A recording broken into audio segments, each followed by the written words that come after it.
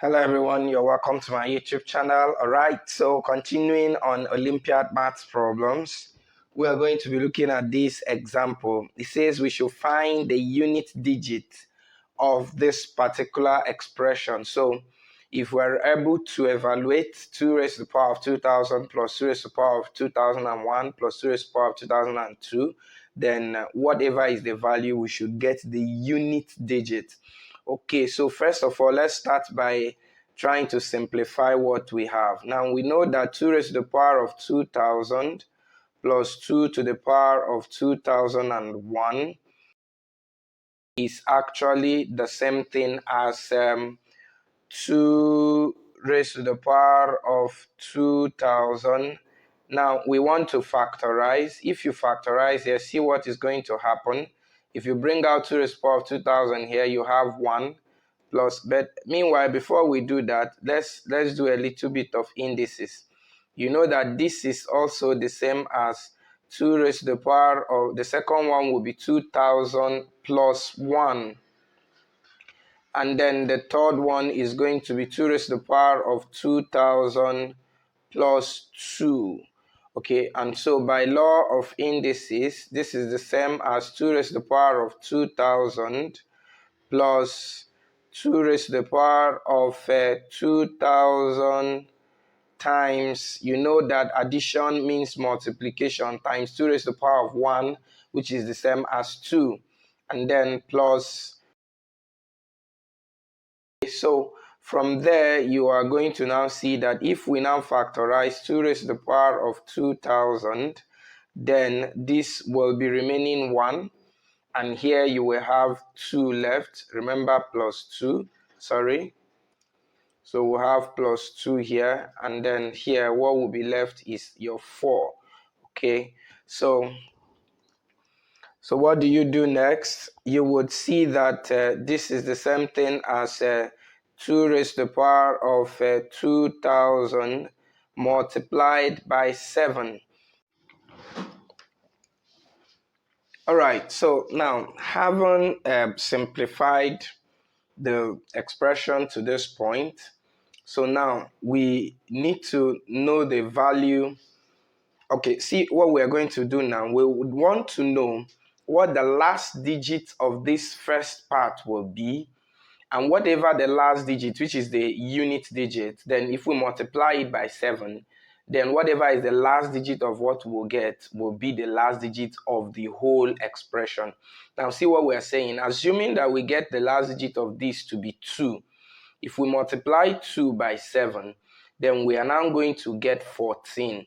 Therefore, 4 becomes the last digit of the whole expression. Of course, if you know, let's say you do it and you get something like maybe 1, 4, 8, 4, let's say 7, for instance.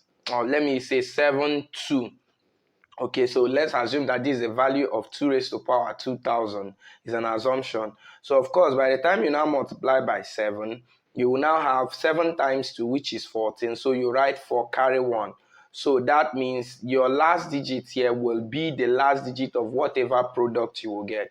So assuming we do this and the last digit of this one now is maybe 3, then if we do 3 times 7, therefore the last digit of the whole expression will be 1, because 3 times 7 is 21. Okay, so that's what we want to achieve now. So our interest now is to know the last digit of 2 raised to the power of 2000. And how are we going to obtain that? Now, please kindly note that the last digit of any number where 2 is raised to the power of something, they actually form a sequence. Let me show you. Let's say to the power of n. So for instance, if 2 is raised to the power of 1, the last digit is going to be 2. Of course, is equal to 2. 2 to the power of 2 is equal to 4. That's the last digit. 2 to the power of 3 is equal to 8. That's the last digit. 2 to the power of 4 is 16. So the last digit in this case is 6. Okay. 2 to the power of 7, this is what? 1, 2, 8. The last digit is 8. So now if you watch carefully, you discover that the last digit of 2 to the power of a whole number actually forms a sequence, and the sequence is repetitive. So if it is power 1, you have the last digit as 2, power 2 is 4, power 3 is 6, 8. So once it gets to power 4, it returns back. So power 5 is 2 again, power 6 is 4, power 7 is 8 again. Sorry, power 7 is 6. Sorry, yeah, no, I made a mistake here. Okay, power 3 is 8, while power 4 is 6. Okay, so power 8 is going to be 6 again. So when you have multiples of 4, then you will be getting 6, 6, 6, 6, 6 if you have multiples of 4. Then, but if you don't have a multiple of 4, just divide by 4. Whatever is a remainder will not give you the what will be the last digit. For instance, let's take it that you give me 2 to the power of let's say 15. So you discover that 2 to the power of 15, I can actually divide 15 by 4, and that will give me 3 remainder 3. So that means I'm actually looking for 2 power 3. And what is the last digit when it is raised to the power of 3? That is what? 8.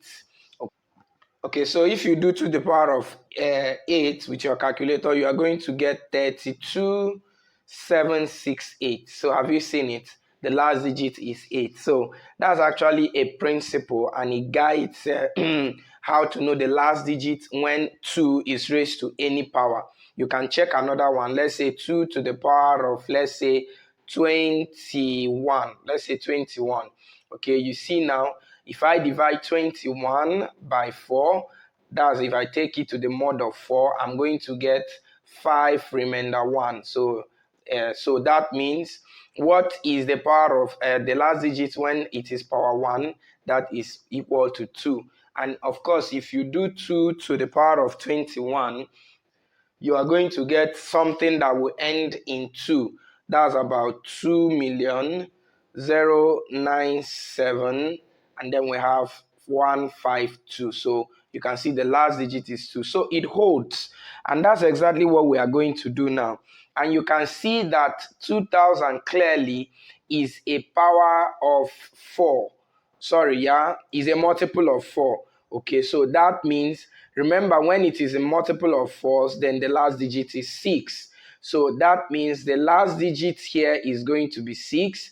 Now remember, I said you will multiply that last digit by 7, and that is going to give us 42. Therefore, the last digit of the whole expression is equal to 2. And that is the solution to this problem. So whenever you are given a problem like this is how to go about it.